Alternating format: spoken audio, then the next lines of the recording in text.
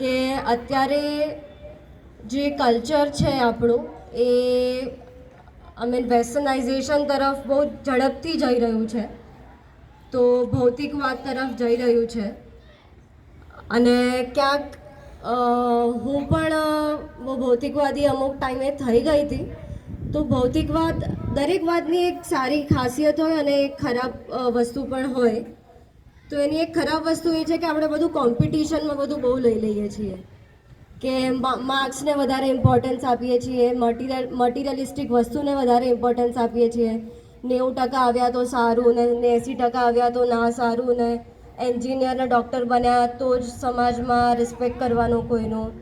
અને કોઈ માણસ કોમર્સ કે આર્ટ્સ કરતો હોય તો આપણને એવું થાય, ઓ બીકોમ કર્યું છે, હે બસ એમ.કોમ કર્યું છે, અકાઉન્ટન્ટની બસ 10,000 કમાય છે. પણ 10,000 કમાઈને બી એ માણસ ખુશ રહેતો હોય તો તમને શું વાંધો છે? તમે એની ખુશીમાં શું કરવા તમે એને વધારે દુઃખી કરો છો? તો મારું કહેવાનું એ છે કે માણસના ઓક્યુપેશનથી કે એના કેટલા પૈસા છે એની પાસે, કે ડૉક્ટર છે કે એન્જિનિયર છે કે કોઈ પટેલ છે ને સારા કુળનો છે, એનાથી માણસને રિસ્પેક્ટ ના થવી જોઈએ. પણ એ માણસ કેવો છે, એનામાં કેવા ગુણો છે, એ દરેક માણસને કેટલું આદર આપે છે, સરખું આદર આપે છે. એ નાના માણસોને તોછડાઈથી વાત કરે છે કે કેવી રીતે વાત કરે છે, એ ખાલી એના સ્વાર્થના લીધે જ બધા જોડે સારી રીતે વાત કરે છે કે નોર્મલી જે બધા જોડે સારી રીતે વાત કરે છે.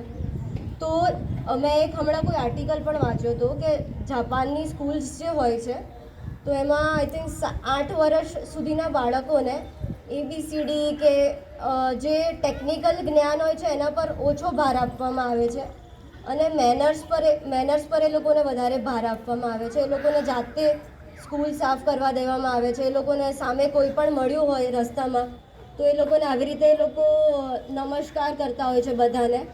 તો બસ મારી એક વિનંતી છે કે તમે તમારા છોકરાને નાનપણથી જ જે 7મા 8મા સુધી બાળકની જે અમુક જીવનને જોવાની અને એક ગ્રંથિ બંધાઈ ગઈ હોય કે માણસ આવો જ હોય, જિંદગી આવી જ હોય, પૈસાથી જ કામ ચાલે, આવું જ હોય, એક માન્યતા માણસમાં 7-8 વર્ષનો હોય ને એ બહુ દ્રઢ થઈ જાય કે રિલેશનશિપમાં કોઈ મજા નથી, સંબંધો બધા બહુ નકામા છે, બસ પૈસાથી જ દુનિયા ચાલે છે, એ રીતનું એક ગ્રંથિ બંધાઈ જતી હોય છે. તો નાનપણથી જ બાળકોને આપણે સારી વાતો શીખવાડીએ કે ભાઈ 80% લાય 90% લાય વાંધો નથી, પણ તારી ભૂલ હોય તો તારે સ્વીકારવી પડે. એને ખોટી બાબતે એને પ્રોત્સાહન ના આપવું જોઈએ. એ કોઈને મારીને આવ્યો હોય અને તમે એને પ્રોત્સાહન કરો, વાહ બેટા બહુ સારું કર્યું, તું બીજી વાર બી મારજે.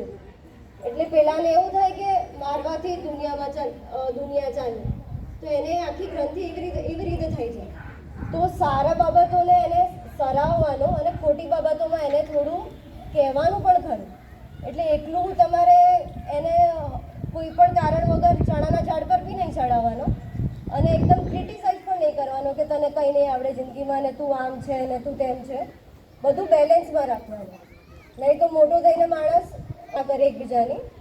તો બસ મારું એ જ કહેવું છે કે બધાની જ રિસ્પેક્ટ કરવી જોઈએ. એવું નથી કે તમારે ટકાની રિસ્પેક્ટ કે કોઈ ઓક્યુપેશનની રિસ્પેક્ટ કરવી જોઈએ. Thank you.